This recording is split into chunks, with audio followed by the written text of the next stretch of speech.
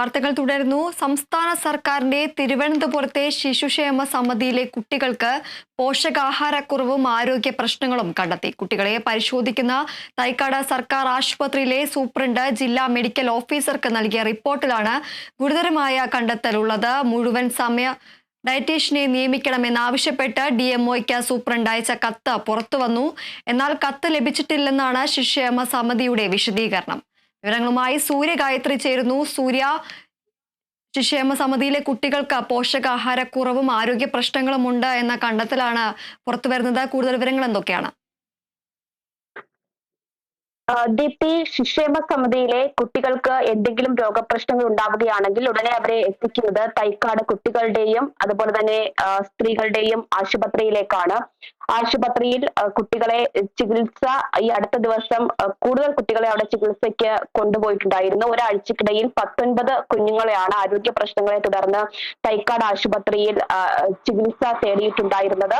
ഇതിന്റെ അടിസ്ഥാനത്തിൽ നടത്തിയ കണ്ടെത്തലിലാണ് കുട്ടികൾക്ക് പോഷകാഹാരക്കുറവും അതുപോലെ തന്നെ മറ്റ് ആരോഗ്യ പ്രശ്നങ്ങളും ഉൾപ്പെടെ ഉണ്ട് എന്നുള്ള വസ്തുത മനസ്സിലായത്. അതിന്റെ റിപ്പോർട്ട്, ഇത് സംബന്ധിച്ചുള്ള റിപ്പോർട്ട് തൈക്കാട് ആശുപത്രി സൂപ്രണ്ട് ജില്ലാ മെഡിക്കൽ ഓഫീസർക്ക് നൽകുകയും ചെയ്തിട്ടുണ്ടായിരുന്നു. ഇതിനു മുൻപ് തന്നെ ഈ കുട്ടികളുടെ ആരോഗ്യ പ്രശ്നങ്ങൾ കണക്കിലെടുത്തുകൊണ്ട് ഈ മുഴുവൻ സമയ ഡയറ്റീഷ്യൻ വേണം എന്നുള്ളൊരു ആവശ്യം ഉയർന്നിട്ടുണ്ടായിരുന്നതാണ്.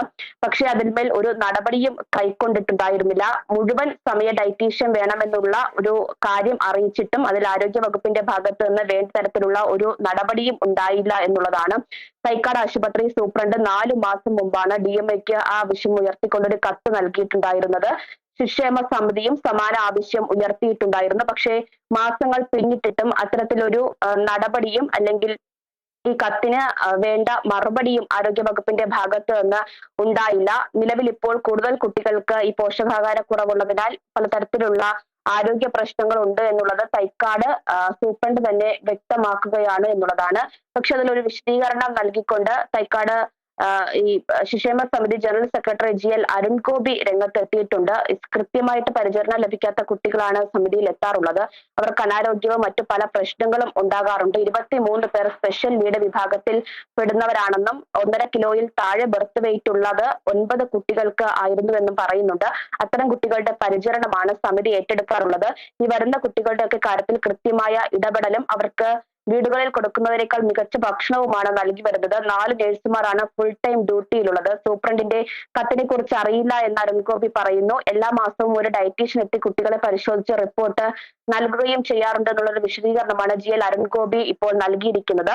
പക്ഷേ നമുക്കറിയാം, നിരവധിയായിട്ടുള്ള കുട്ടികൾ, അത് എല്ലാരാലും ഉപേക്ഷിക്കപ്പെട്ട അനാഥരായിട്ടുള്ള കുട്ടികളെ സനാഥരാക്കി മാറ്റിയ ഒരു സമിതിയാണ് ക്ഷേമ സമിതി. അവിടെ എല്ലായ്പ്പോഴും കുട്ടികൾ ഇങ്ങനെ വന്നുകൊണ്ടിരിക്കുകയാണ്.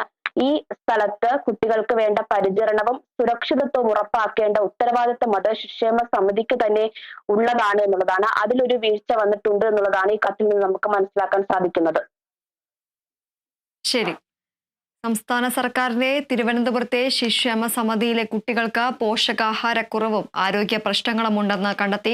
കുട്ടികളെ പരിശോധിക്കുന്ന തൈക്കാട് സർക്കാർ ആശുപത്രിയിലെ സൂപ്രണ്ട് ജില്ലാ മെഡിക്കൽ ഓഫീസർക്ക് നൽകിയ റിപ്പോർട്ടിലാണ് ഗുരുതരമായ കണ്ടെത്തലുള്ളത്. മുഴുവൻ സമയ ഡയറ്റീഷ്യനെ നിയമിക്കണമെന്നാവശ്യപ്പെട്ട് DMOയ്ക്ക് സൂപ്രണ്ട് അയച്ച കത്ത് പുറത്തുവന്നു. എന്നാൽ കത്ത് ലഭിച്ചിട്ടില്ലെന്നാണ് ശിശുക്ഷേമ സമിതിയുടെ വിശദീകരണം. സൂര്യ ഗായത്രിയാണ് വിവരങ്ങൾ നൽകിയത്.